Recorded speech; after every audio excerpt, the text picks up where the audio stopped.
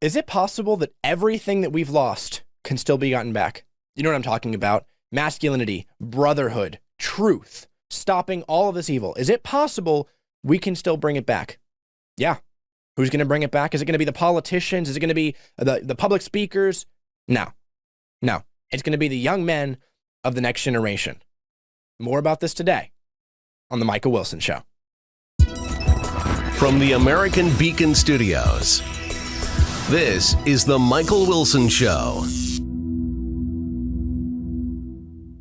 So who's been the biggest influence on young men over the past decade? Not that long ago, I would have said the name was Jordan Peterson. I think that's undebatable. Not that long ago.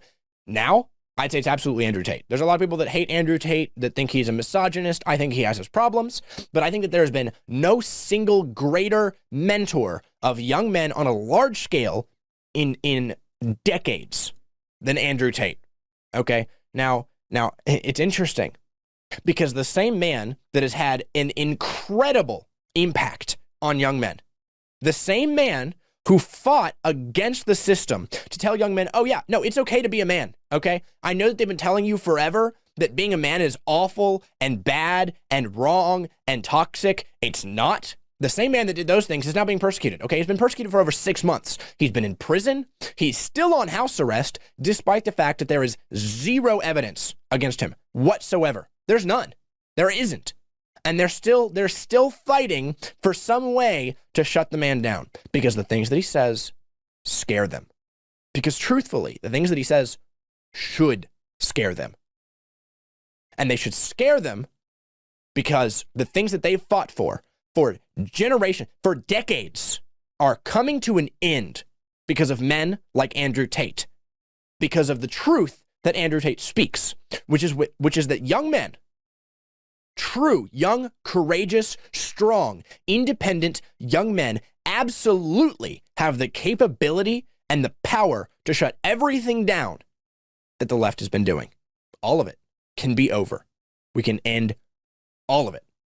Okay, let's take a look at a couple of clips of the things he said, because, you know, it's easy to sit here and talk about Andrew Tate. It's easy to sit here and pretend like he said some good things. Let's take a look at some of the stuff he's actually said. Not the, you know, super liberal, what the super liberals would try to have you believe about him. Let's watch some of his actual words and let's form our own opinions. Okay, You don't really know where they fit into society. I say that life as a man is exceptionally difficult. I say the most beautiful and the most terrifying thing about being a man is you're born without value. Society doesn't care about you. You're only going to be cared about based on how useful you are. You have the chance to build yourself up and become a superhero if you're prepared to do the hard work and be indefatigable enough to never quit. But if you're going to stand around and wait for a handout, nobody's going to ever respect you. And I think that a lot of people have forgotten about how difficult and how competitive it is as a man. We're always in constant competition with each other. And it's your duty as a man to stand up and say, I want to be as important and strong and good-hearted and God-fearing as possible. And I need to work hard to achieve those things. How misogynistic did that sound to you? We need to be good-hearted, God-fearing, strong men who make something of ourselves, who have good character by choice. Tell me, does that sound like misogyny? Because if the answer to that question is yes, please shut the podcast off and go work out. Okay? If the answer is no, it doesn't sound misogynistic. It sounds kind of commonsensical and true. And honestly, it sounds empowering. If that's your response, understand that's true. Okay, these are the things that Andrew Tate preaches, and this is why. This is why the things you hear of him are bad. Okay, if you heard that Andrew Tate was this incredible mentor for young men, he probably wouldn't actually be. The reason that you hear awful things, the reason that he's been in prison and is on house arrest, the reason that all of these things are going so bad that he was banned from Instagram, banned from Facebook, the reason that he's had such struggles is because he speaks the truth, because the things that he says scare them, because they should. Because when men are God-fearing, good-hearted, strong, and competitive, we do not lose. We won't lose. We can't lose. We never have. Why do you think America won the Revolutionary War? Why do you think we won World War II? Because men, fully empowered by other men being strong, God-fearing, and good-hearted, do not lose. And that is what Andrew Tate is preaching. That's the message he is preaching. And that is why they are so terrified of him. Because if we start believing that for half a second, they have no more power. Okay, let's check out another video. Let's just see. I believe being a man is a blessing because it starts so difficult. I believe that every man is born without any value at all. I think that the world's never going to think you're important unless you make yourself important. I think you get to decide what character you want to be in this movie, which is your life. You can decide if you want to be a comedian or a musician or a fighter. You get to decide what you want to be. And if you work hard enough, you can become it. I believe being a man is... So that is another thing they oppose. If you work hard, you can make something, because this opposes affirmative action too, right? This opposes all the things they've set up about white supremacy, right? All the things they said about white privilege and how black people can't make it, right? This opposes that message. It's against all of it. It is, if you work hard, you can make something of yourself, which is, again, true. See one more from him, okay? There's a large contingent of men out there who don't want to wear makeup, who don't want to be girls, who don't want to be told they're toxic because they want to go to the gym, who want to drive nice cars, who want to have money, who want to have hot chicks. And there's nothing wrong with us. We are not evil. We are not bad. We're not misogynistic. We're not out to hurt anybody. Let me tell you one more thing. When bad things happen, they call men like us. The feminists who hate us and call us toxic, the second they have trouble, they'll call a police officer. Do you think they want a feminist male to turn up or a man like me and you? They need us and they use us. But the second we have an opinion, the second I decide to voice and talk about the things that we talk about, explain our points of view, they want to cancel us. They don't want us to speak. They just want us to defend them, build the railroads, build the roads, be the workhorses, be the slaves, and they think we're not allowed our point of view. Well, they made a fucking mistake. There's a large contingent of... He's right. Again, he's right. Why do you think they're so scared? Because he is telling us point blank that we don't have to want to wear makeup. It is not toxic to be men. It is a good thing. And when wars come up, we are at the front. Okay, that's true. It's true. It's true. And it's baffling to me because they are trying to shut him down. They want him to shut up, sit down, be quiet, and end everything because of the things that he preaches, because of the things that he teaches, because of the things that he tells us that no one on the left could possibly want us to hear. Because if we start believing that we are the men, we are aggressive, that we can handle a war, then what's to stop us from having a war? If we believe that we can win a war with them, then why don't we have one? That's a terrifying thought for them. If we, as men, are capable of winning a war with the left, and we know it, all of a sudden, war sounds like a heck of a good idea, doesn't it? There's another name we need to talk about a little bit. That man's name is Jordan Peterson. Jordan Peterson is the same. Let's check out this video clip. This is really, listen to this. In what sense is our society male-dominated? The fact that the vast majority of wealth is owned by men, the vast majority of capital is owned by men. Women do more unpaid labor. A very tiny proportion of men, and a huge proportion of people who are seriously disaffected are men. Most people in prison are men. Most people who are on the street are men. Most victims of violent crime are men. Most people who commit suicide are men. Most people who die in wars are men. People who do worse in school are men. It's like, where's the dominance here precisely? What you're doing is you're taking a tiny substrata of hyper-successful men and using that to represent the entire structure of Western society. There's nothing about that that's vaguely appropriate. Well, in what's... And again, he's right. He's absolutely right. Feminists want to propagate this lie that there is inequality in this world. There absolutely is, first of all. But they want to propagate that it's based on gender, that it's based purely on the fact that they are men. No, it's based on the fact that because they are men, they do things that women do not do. Okay, and I think that's a really important topic to talk about that people don't talk about enough. Okay, let's talk about it. Okay, how about the most male jobs? Okay, this is according to the Bureau of Labor Statistics. Okay, brick masons and stone masons are 99.7% male. Heavy vehicle mechanics, 99.2% male. Crane and tower operators, 99.2% male. Automotive body repairers, 99% male. Miscellaneous vehicle equipment mechanics, 98.8% male. Electrical power line installers, 98.7% male. Automotive service technicians, 98.6% male. HVAC, bus and truck mechanics, extraction workers, plumbers, pipe fitters, pest control workers, cement masons, insulation workers, electricians, electrical engineering technicians, carpenters, roofers, construction supervisors, construction laborers, welding workers. All of those are above 96% male. If you think that women are just going to break into that, if you think that it's inequality, no, it's because men are willing to work hard in a way that women aren't, in a way that women shouldn't be. Don't be mishearing me and saying, oh no, women aren't cool. They can't do what men can do. Ridiculous. I'm saying they shouldn't do what men do.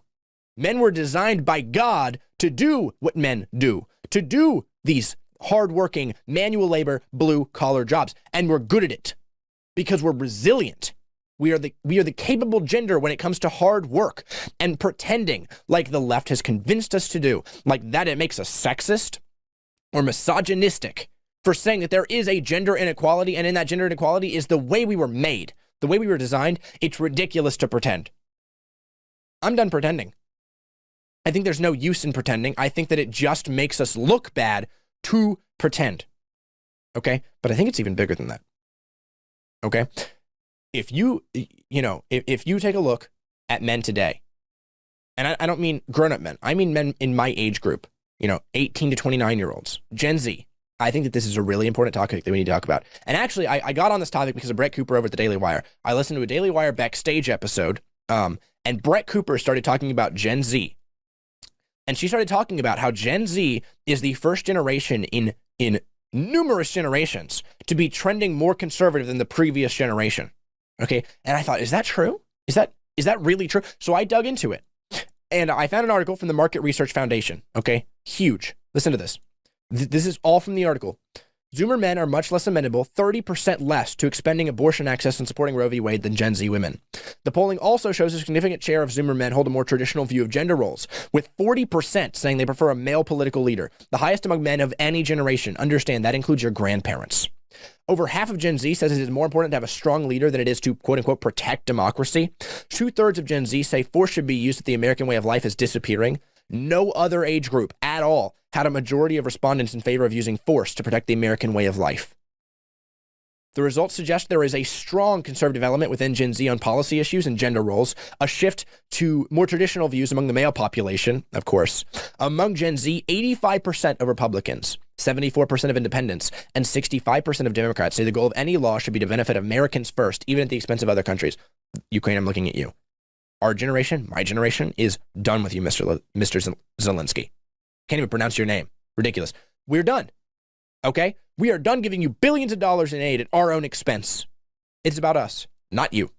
And 85% of Republicans, even 65% of Democrats are done with you. 81% of Gen Z say immigrants must follow the rules to become citizens. That includes on the left of my age group. 81% say that they must follow the rules to become citizens, even if they are difficult rules. 58% of Gen Z says it doesn't matter if illegal immigrants have caused problems at all. If they came here illegally, that is a big enough deal. They need to leave or follow proper procedures in order to stay. Okay? Over half of my generation is done with this open border nonsense. All right? This is still going. Trump was viewed favorably by 4 in 10 young men. 36% of young women say the LGBTQ rights are critical issues, compared to only 19% of young men. Okay? Only 29% of men say race relations are a critical issue, compared to 46% of young women. That's what I'm saying. Not just Gen Z, not just men. Young Gen Z men are the future of our world, and we're taking it back. Okay? Look at what they're seeing. They're looking at millennials who, a lot of them are still living at home. A lot of them turned out gay and tranny. And we're looking at them and saying, no, that's weak. We don't want to be like that. We're looking at what it did to them, how depressed they are, how incapable they are, how everything they do is complain. Every article you see about millennials, they're like, oh, we can't afford a house. We can't afford a car. I can't even afford rent and this. Then figure it out, dude. Work harder.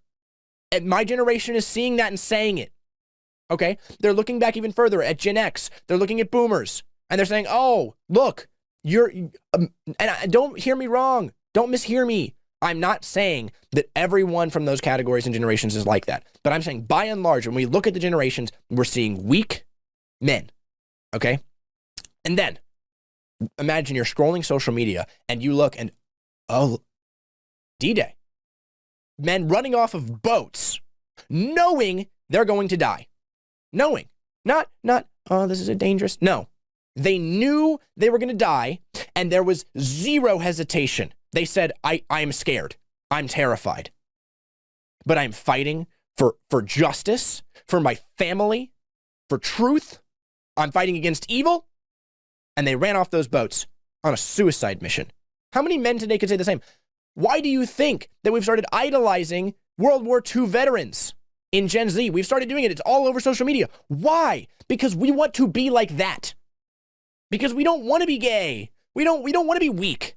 We don't want to be overweight.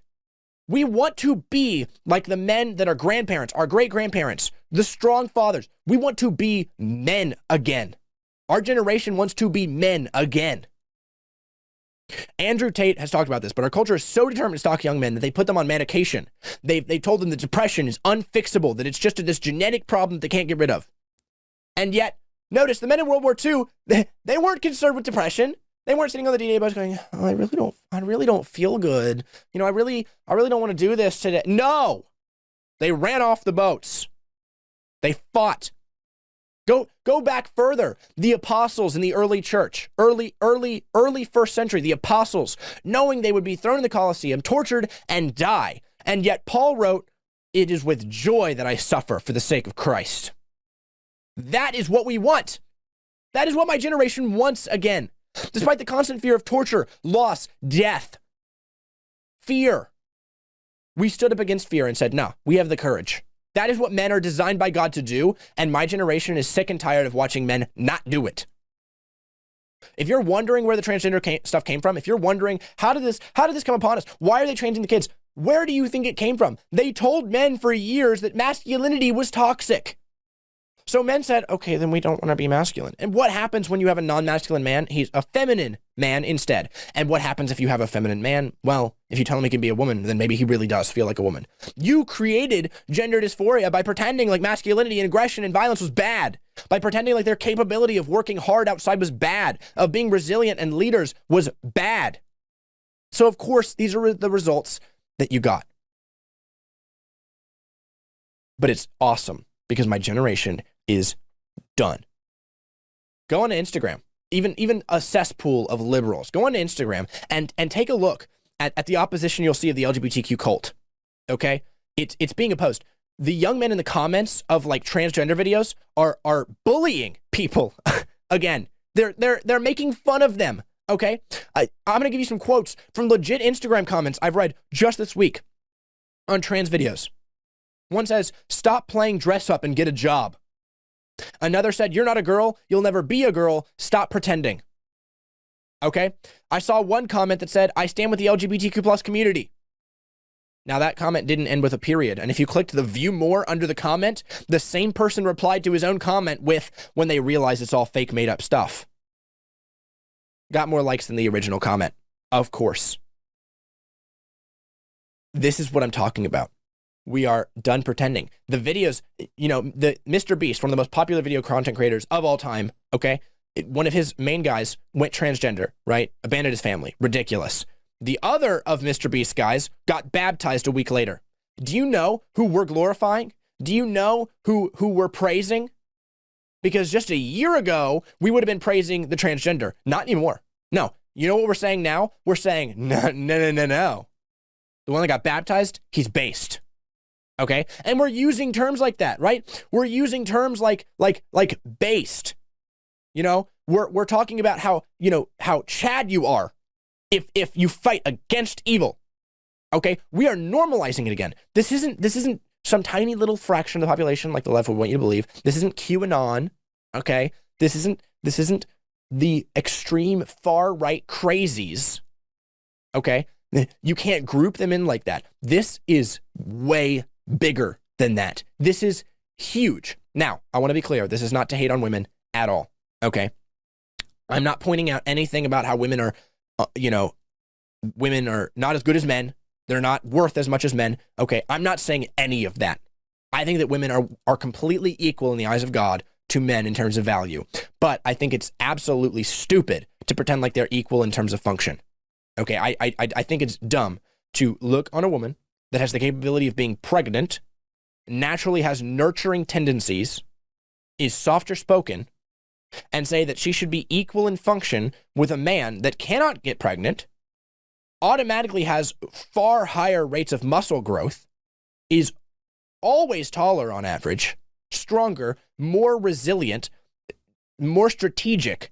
Okay, men were designed to lead. We were designed by God to be leaders and to make sure that the culture is following Christ. Okay, that's what we were created for. Women were not. Feminists will be hiding when wartime comes. Okay, and it will. Don't think I'm wrong. War is coming for us. And when it comes, who do you think will be on the front lines? It's not going to be women. Not even the women that said they were the tough women. Not even the feminist women. It's not going to be them. They're going to be standing behind us, hoping that we protect them. They're going to be standing behind strong, young men. Okay, I'm not even dissing older men, but I'm just saying, when there's a time of war, when there's a crisis, you know who they turn to? They don't turn to the 50, 60, 70-year-olds who they turn to us, to men in their early 20s, late 20s, teenagers. That's who they turn to. The Revolutionary War was won by men aged 15 to 30. That was who won us the war. That's the men signing the Declaration of Independence. That is where success lies. Okay, there's one more thing I got to talk about because this is absolutely crazy. So MSNBC released an article on Twitter. They posted an article entitled, "The Far Right's Obsession with Fitness is Going Digital." And it was subtitled, "Why the Far Right is Really into Home Fitness. White supremacists' latest scheme to valorize violence and hypermasculinity has gone digital." If that sounds crazy to you, you're right. So this was actually made fun of by, names like Musk, Joe Rogan. Most conservative pundits are saying that this is ridiculous and stupid. And okay, they're right. But I think, honestly, that we should play along. I'm not kidding. I think we should allow the soy boys of the left to be convinced that if you work out, you're a member of the right wing. Because if we convince them of that, they'll stop working out, they'll be weak, and we'll be strong. And when the war comes, which it will, we will win. We're going to win anyways. But then it'll just be easy to win. Okay? I will say, though, working out really has become a necessity for young men for the same reason that idolizing older generations is now becoming a trend, right? It's the same reason that working out is now becoming popular again.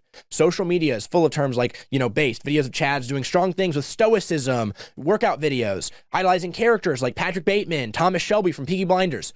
All of that is everywhere. My generation is doing it. Okay? And if you think I'm wrong, you're wrong. I'm not kidding. For the first time in years, and the reason I'm talking so loud and being so passionate is because I got to watch it happen. I am blessed to be in the age group that is turning it around. I get to be one of the people that turns this whole thing around. I get to be the reason, okay? I get to be a part of the reason that we win. That is an honor. At any other time in history, any man would have killed for that honor, okay? I get to be involved in something huge, right? Because it is huge. It's gigantic. Because we went in not very long at all from, the LGBTQ group being a protected class to being bullied for being in that protected class, okay? Boys are getting banned on Instagram and they're literally going, I don't care, right?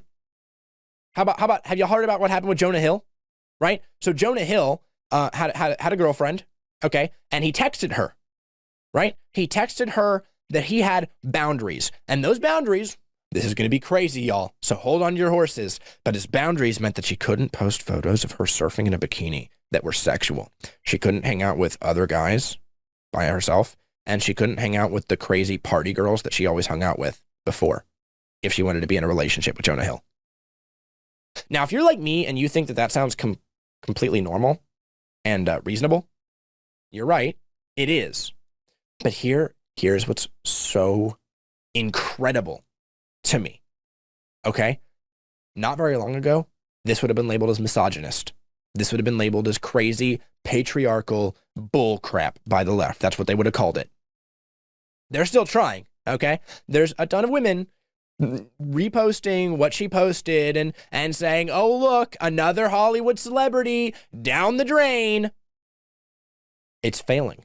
The social media campaign for it is failing because of a bunch of young men who are retweeting it and saying, no, this isn't abusive, toxic behavior. This is normal.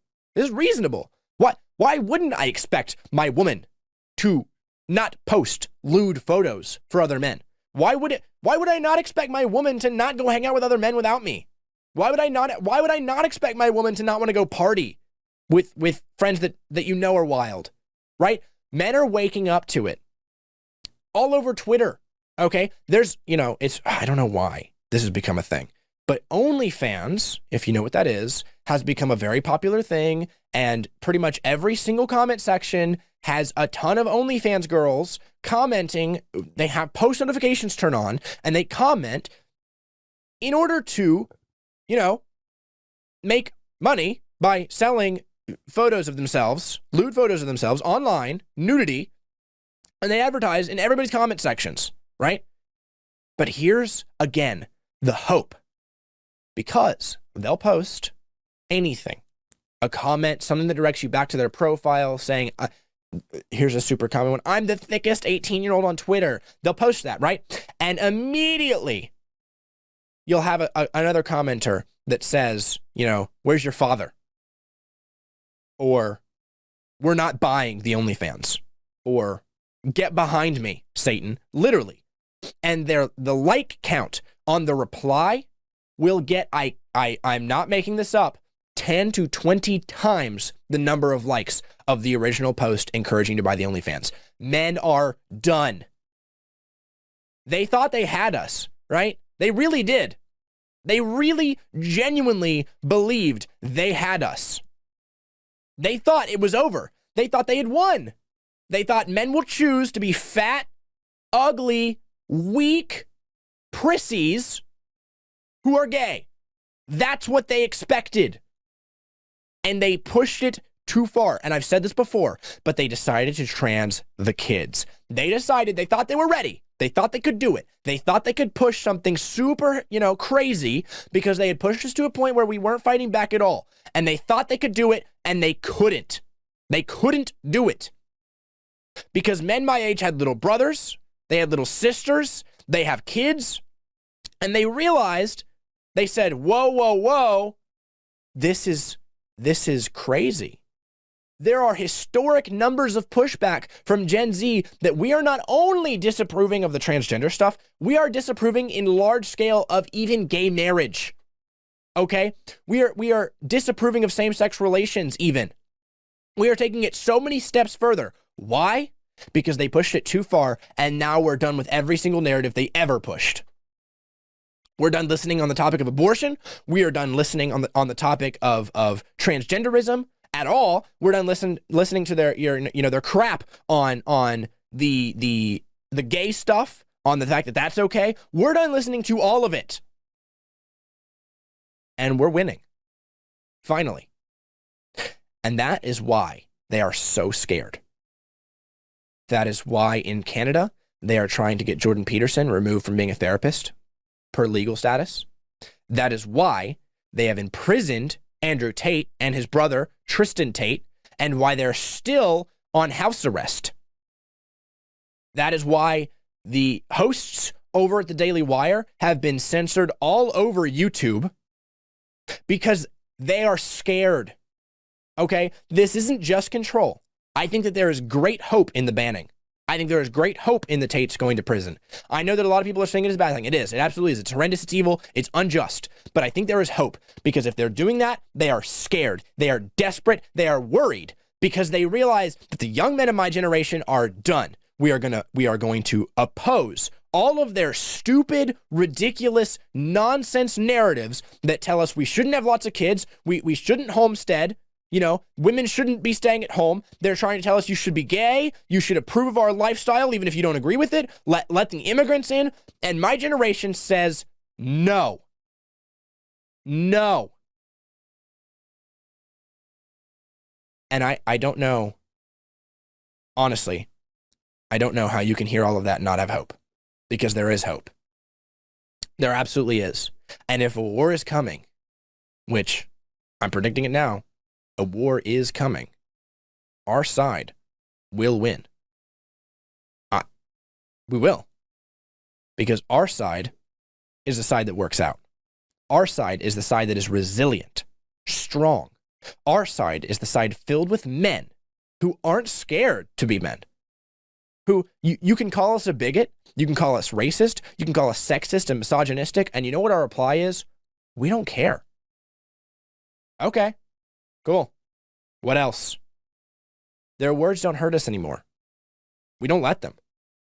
And if that is not news for celebration, then nothing will be. That is bigger than a Bud Light win. It's bigger than a Target win. It's bigger than any other win we've had, because the entire generation is throwing away all of the garbage. We're done. It's over. Just about as over as this show. Thank you so much, you guys, for listening. I'll catch you on the next one.